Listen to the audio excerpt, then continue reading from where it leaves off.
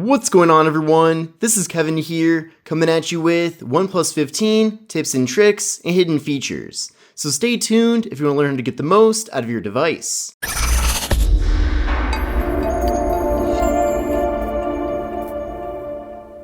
So this is the OnePlus 15. Now this phone recently launched and it's packed full of a bunch of really awesome features.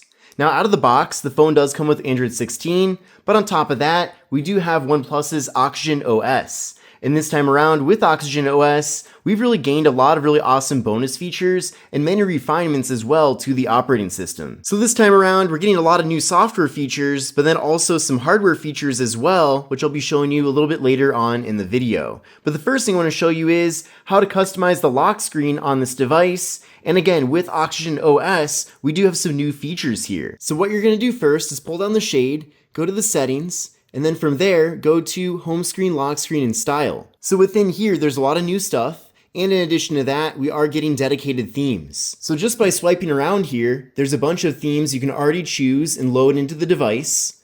You can also go to all Flux themes. And then from there, you can view all the different themes available. So there's tons of different themes. You can even go to more themes for even more, but there's really something here for everybody. So I definitely recommend going through this and seeing what you prefer. Now scrolling down here, there's even more options. So you can change your wallpaper. You can also go to always on display. This is definitely an important one. So it's not enabled by default. So I would definitely recommend enabling the always on display. And then within that, there's many options. You can do the full screen of the device. You can also have a little bit less information, such as just the time or the date.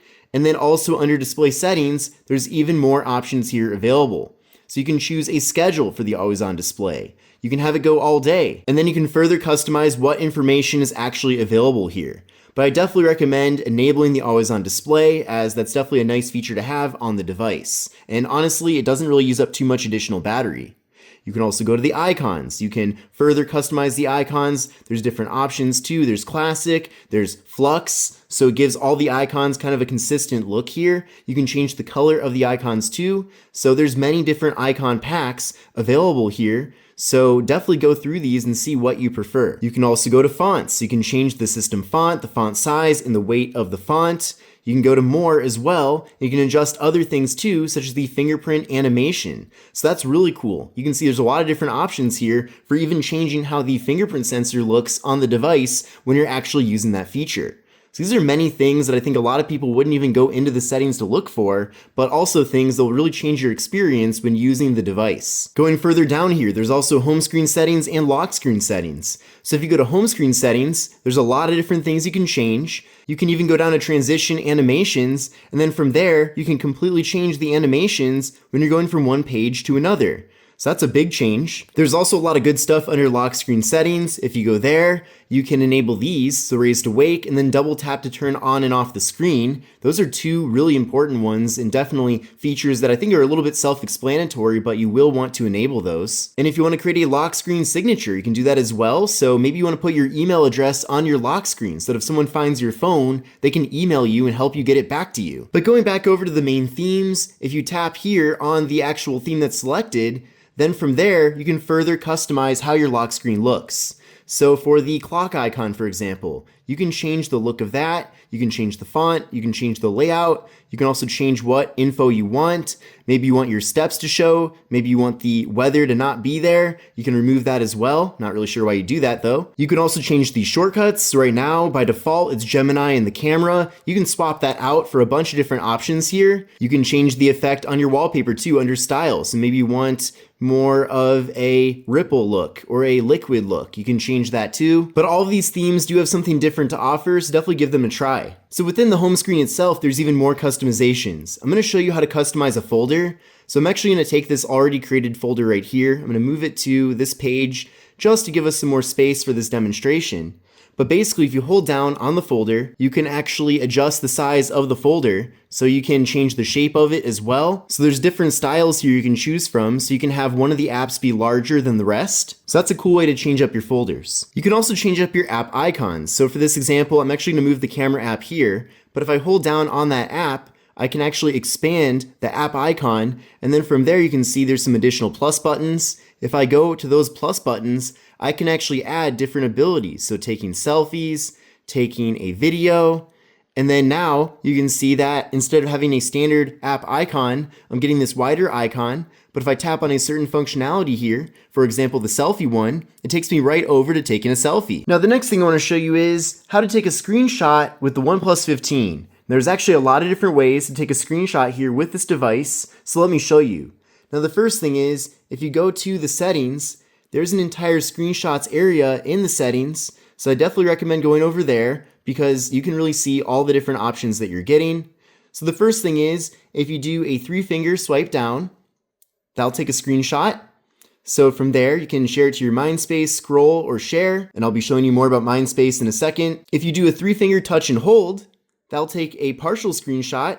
So from there, you can simply pick and you can crop down from there. And you can also hold the volume down and power button for about a second, and it will also take a screenshot. You can also choose if you want to hide the status bar and navigation bar when taking a screenshot.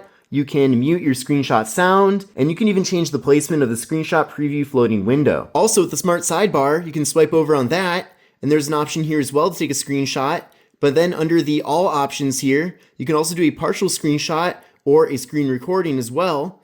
But you can see that's just another way to take a screenshot with this device. And then if you go to plus key, there's actually an option here to take a screenshot using that button. So I can set it just like that. And then now if I press and hold on that button, it'll take a screenshot. But that's how to take a screenshot with the OnePlus 15. So let's talk a little bit more about the plus key. So you can see that is the plus key. Now in previous years, there was a mute slider here instead, but the plus key is kind of taking things to that next level. So within these settings, you can go down to plus key, and then from there, there's a bunch of different options available. Now if you want to turn it completely off, that's also an option. But there's also many other options too. So you can use the button for translations, you can use the button for the recorder, for the flashlight, for the camera.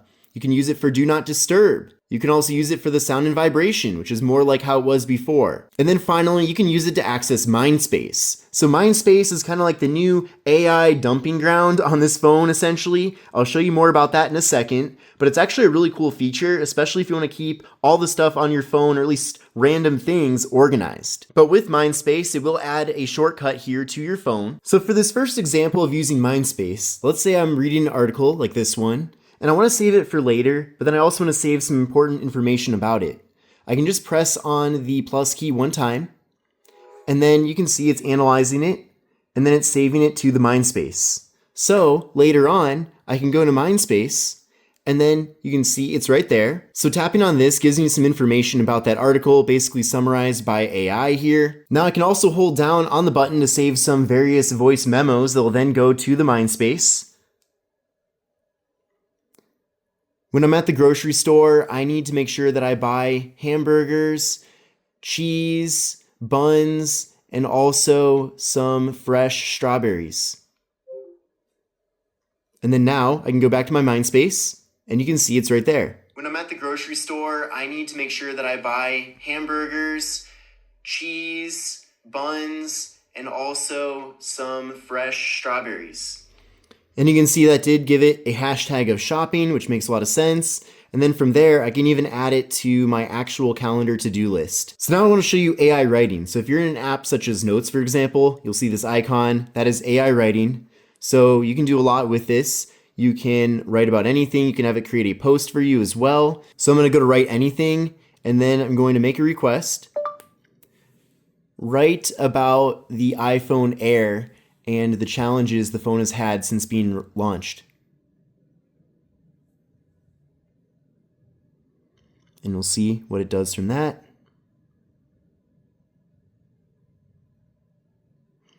So you can see it's creating a full summary, or at least an overview of information related to that. From there, I can insert it into my notes, and you can see that it is very well organized here, giving me a lot of information, and there is some info that needs to be filled in, but overall, that did a good job. Now, as you add more and more information to features such as MindSpace, you'll definitely notice that it becomes more useful as time goes on, so definitely keep that in mind. So these are the various features under OnePlus AI. There's also AI search. So when you're searching through your phone, it is now using AI. I already showed you AI Writer, which that's really just the surface of that feature. There's also AI Translate. So there's a Translate app built into the phone. It does use AI for that.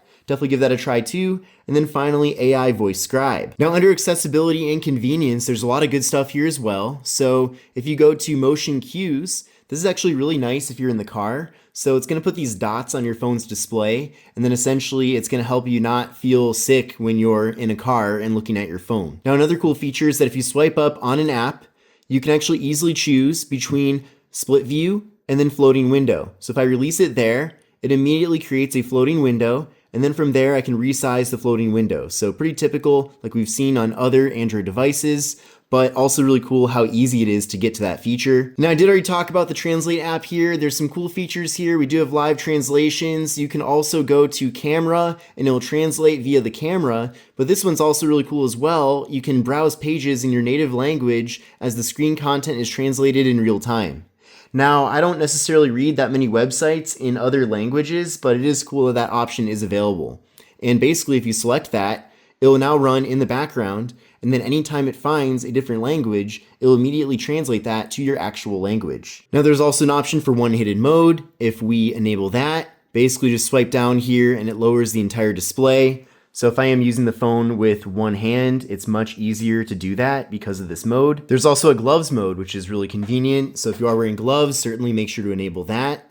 If you go to gestures and motions, some of these are not enabled already. So you can turn on and off the flashlight with the volume button. So when the screen's off, if I hold the volume down, you can see the flashlight's now on.